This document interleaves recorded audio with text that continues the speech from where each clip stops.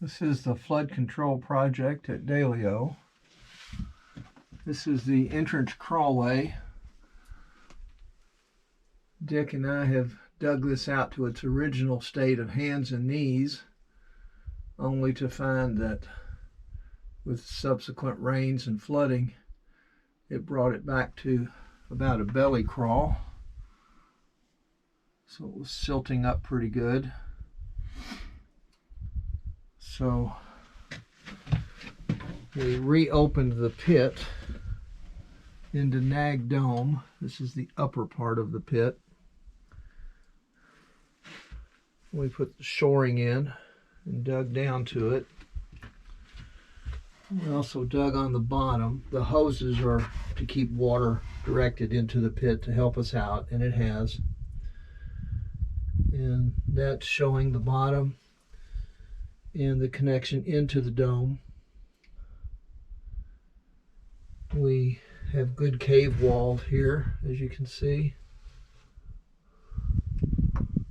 All along this side is cave wall.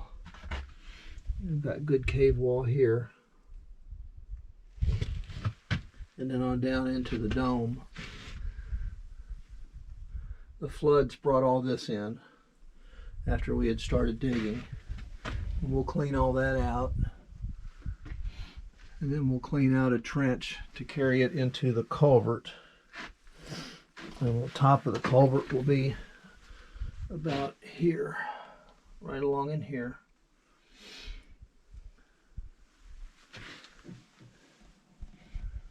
And then I've seen it in flood. I had the Mississippi group here, and I decided to go in and tail them on their trip that day, and I'm glad that they did. And we came out and it was flooding pretty good, and the water was cascading all down through there, and it went straight into this and then straight into the pit. None of it was up in the crawlway, which is a good thing, because it meant that the crawlway was staying dry in a flood where it was flooding to the ceiling. When we first started the project, the only place that we had to, that the cave had to drain water, I'll take you back to it.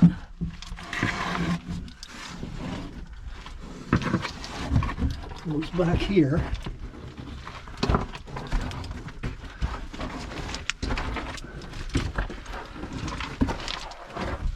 Just a few more feet. See, all of this gravel is washed in on the hillside, but all of it stays dry now.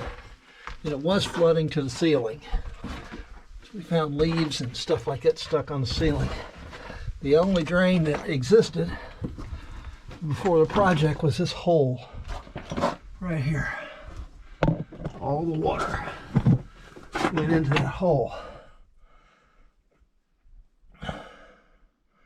And so that's what took most of it, except what flowed over into there. But that was the main drain, which was insufficient to handle the load of water.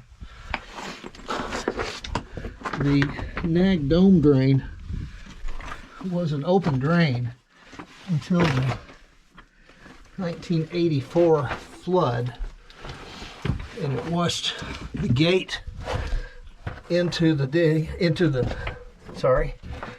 shaft, and then filled in tons and tons of rock and gravel and mud and stuff all the way from the bottom of Nag Dome at the end of Nag Trail all the way up into this passage.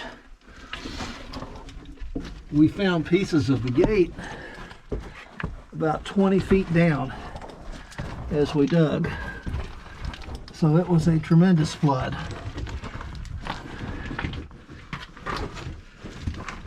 And now we have a good drain. The only thing is we need to get the shoring out because it will decay. And we need to get some good